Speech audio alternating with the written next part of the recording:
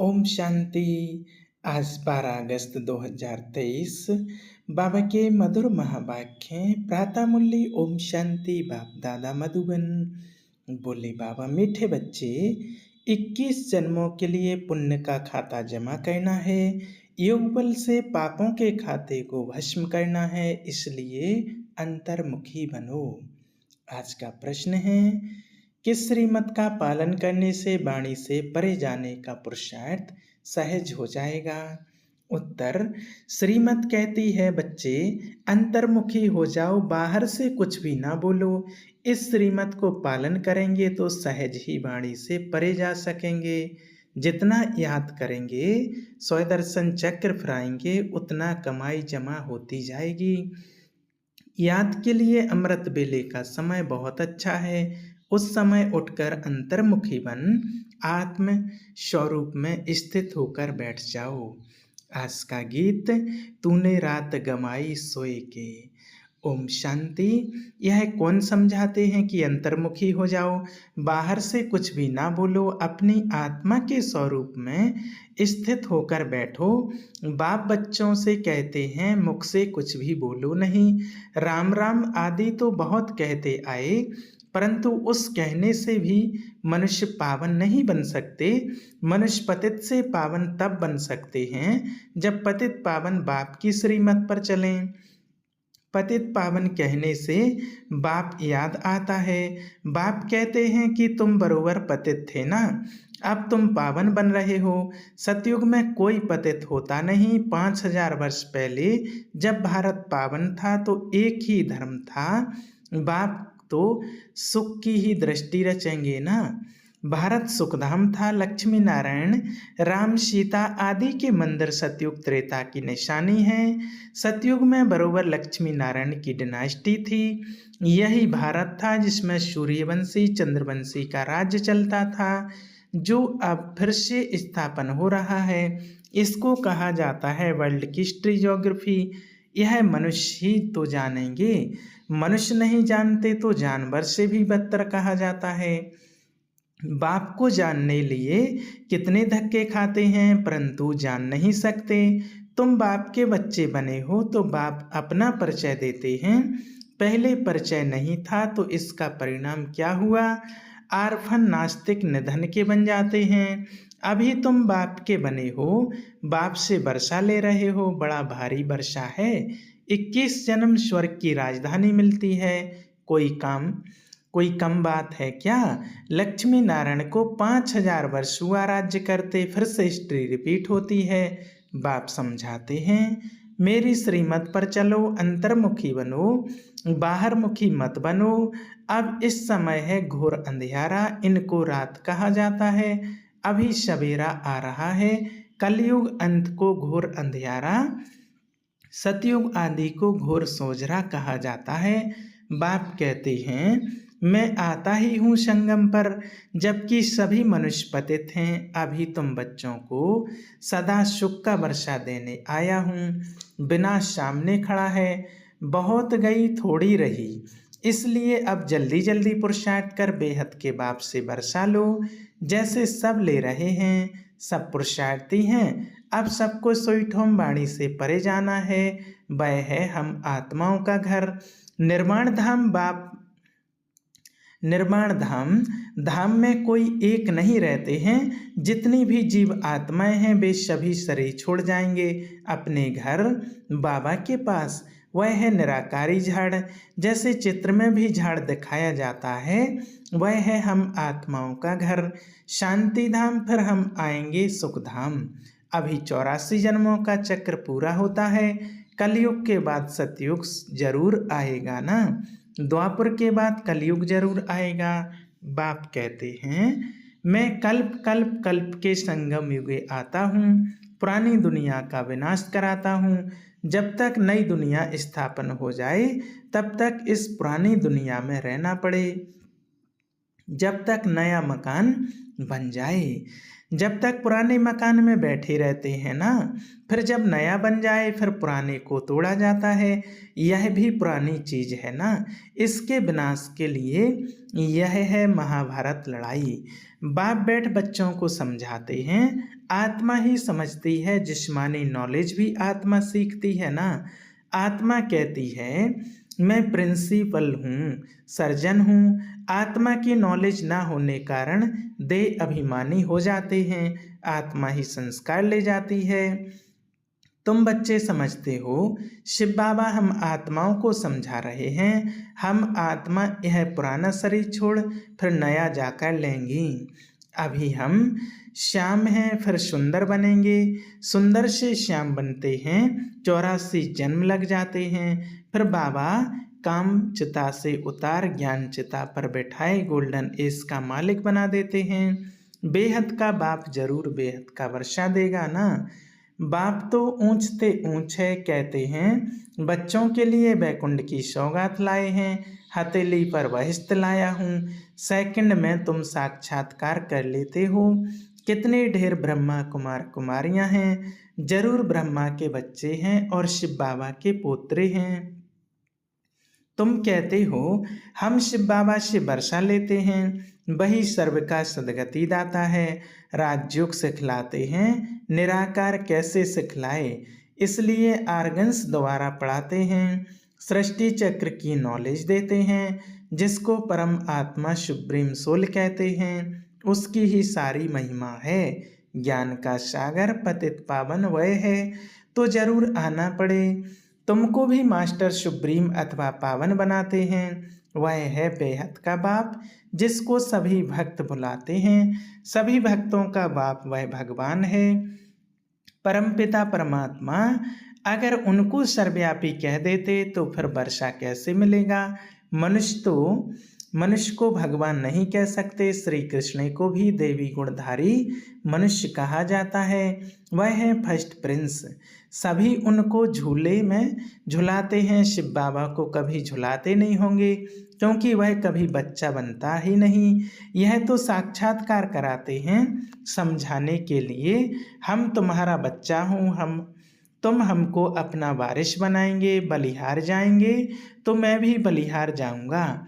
बलिहार जाते हो तो जैसे मैं तुम्हारा बालक हो गया। मनुष्यों में कितनी अंधश्रद्धा है, जहाँ तहाँ माथा टेकते रहते हैं। इसको कहा जाता है गुड़ियों की पूजा। नवरात्रि में बहुत गुड़ियाँ बनाएंगे, उनके एक्यूपेशन का किसको पता नहीं है। 4-6 भुजा वाली देवी थोड़ी ही होती है, और फिर तलवार आदि दे देते हैं। देवता हिंसक थोड़ी होते हैं, शास्त्रवादियों ने उन्हें भी हिंसक बना दिया है। नेपाल में भी काली को पूजते हैं, फिर ऐसे हैं थोड़ी। मम्मा ऐसी काली जीभ वाली है थोड़ी। मनुष्य तो मनुष्य ही होता है। ब्रह्मा विष्णु शंकर हैं सूक्ष्मतनवासी, बस और कोई चीज ही नहीं है। फिर 8-10 भुजा वाले कहाँ से आए। यह सब भक्ति मार्ग के अलंकार बनाते हैं। पैसा कमाने के लिए कुछ तो चाहिए ना। फिर किस्म किस्म के चित्र बैठ बना देते हैं।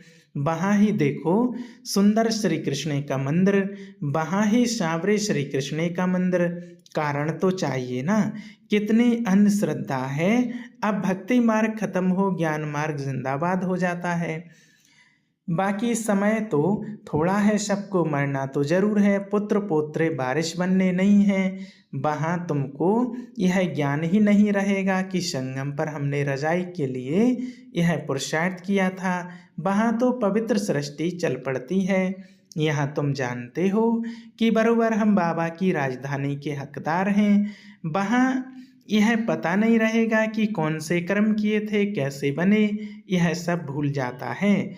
वहाँ पतित होते ही नहीं, जो पावन बनने के लिए गुरु की दरकार पड़े। बाप पैर धोकर बच्चों को तख्त पर बैठाते हैं।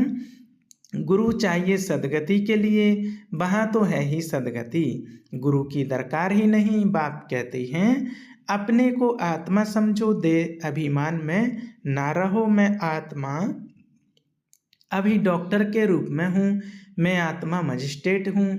फिर यह शरीर छोड़ने के बाद पता नहीं क्या बनूंगा। हम शरीर इस शरीर द्वारा पढ़ते हैं, आत्मा ही इन ऑर्गन्स द्वारा पढ़ती है, आत्मा ही सुनती है। यह समझने की बातें हैं, ना कि दंत कथाएं। बाप कहते हैं यह सारी दुनिया कब्रिस्तान होनी है, अब जागो नहीं तो भमोर को आग लगने के समय हाय हाय करेंगे, परंतु कुछ भी कर नहीं सकेंगे।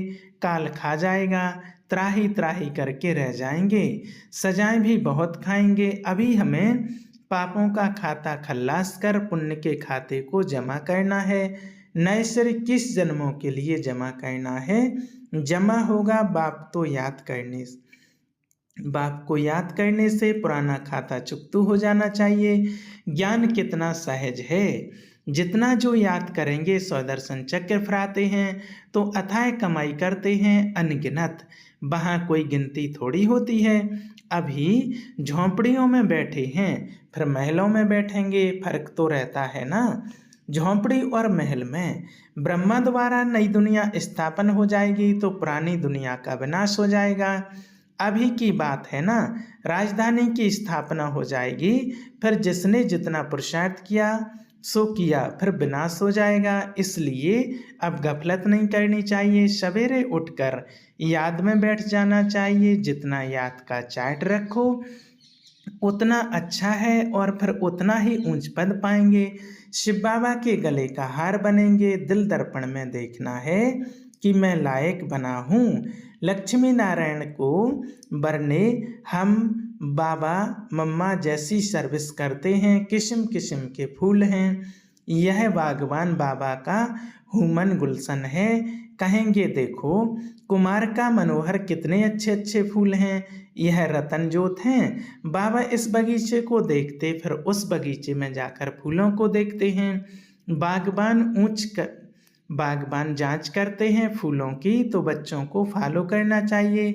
नंबर 1, 2 फूल कौन कौन से हैं, ऐसा बनना चाहिए। 21 जन्मों के लिए रजाई पद पाना कोई कम बात थोड़ी है, अथाह सुख है। विश्व का मालिक बनना है। यह स्कूल है, उस जिस्मानी पढ़ाई के साथ यह रूहानी पढ़ाई करो। टीचर्स के हमेशा अच्छे मैनर्स होते हैं, ऑनेस्ट होते हैं। स्कूल में अंधश्रद्धा की बात नहीं, वहाँ बैरिस्टरी पढ़ते, इंजीनियरिंग पढ़ते, यहाँ तुम राजाओं का राजा बनने के लिए पढ़ते हो। सन्यासी तो कह देते ईश्वर सर्वव्यापी है, बस खेल ही खत्म। बेहद का बाप बच्चों को समझाते हैं, बच्चे यह अंतिम जन्म पवित्र हो, तुम बहुत सर्विस कर सकते हो। वहाँ भी एजुकेशन डिपार्टमेंट है, यह भी गॉडली एजुकेशन डिपार्टमेंट है। तुम बच्चे हो राजऋषि, वह तो घर बार छोड़ देते हैं, तुम घर में रहते सारी दुनिया का त्याग करते हो। तुम्हारी बुद्धि में अब नई दुनिया है जो बाप ही बनाते हैं, इसलिए बाप कहते तुम मुझे याद करो, यह पुरानी दुनिया खल्लास हो जाएगी। यह रूहानी कॉलेज अथवा हॉस्पिटल भी बहुत बड़ा है, जिससे तुम एवर हेल्दी एवर वेल्दी बनते हो। घर घर में तुम यह हॉस्पिटल अथवा कॉलेज खोल सकते हो, इसमें खर्चा कुछ भी नहीं, सिर्फ 3 पैर पृथ्वी के चाहिए। अच्छा, माता पिता बाप दादा का मीठे मीठे शिकल दे बच्चों प्रति मात याद प्यार और गुड मॉर्निंग। रूहानी बाप की रूहानी बच्चों को नमस्ते। हम रूहानी बच्चों की रूहानी बाप दादा को याद प्यार और गुड मॉर्निंग। नमस्ते नमस्ते, शुक्रिया बाबा शुक्रिया। धारणा के लिए मुख्य सार, पहला पॉइंट, सवेरे सवेरे उठकर याद में जरूर बैठना है, इसमें गफलत नहीं करनी है, पुण्य का खाता जमा करना है। दूसरा, एम ऑब्जेक्ट को बुद्धि में रख, अच्छे मैनर्स धारण करने हैं, रूहानी पढ़ाई जरूर करनी है, अंतर्मुखी होकर रहना है। आज का वरदान, ब्राह्मण जीवन की विशेषता को जानकर उसे कार्य में लगाने वाले सर्व विशेषता संपन्न भव। ड्रामा के नियम प्रमाण संगम युग पर हर एक ब्राह्मण आत्मा को कोई ना कोई विशेषता मिली हुई है, चाहे माला का लास्ट दाना हो, उसमें भी कोई ना कोई विशेषता है। तो ब्राह्मण जन्म के भाग्य की विशेषता को पहचानो और उसे कार्य में लगाओ। एक विशेषता कार्य में लगाई तो और भी विशेषताएं स्वतः आती जाएंगी। एक के आगे बिंदी लगते लगते सर्व विशेषताओं में संपन्न बन जाएंगे। आज का स्लोगन, मनमनाभव के मंत्र की सदा स्मृति रहे तो मन का भटकना बंद हो जाएगा। अच्छा, ओम शांति।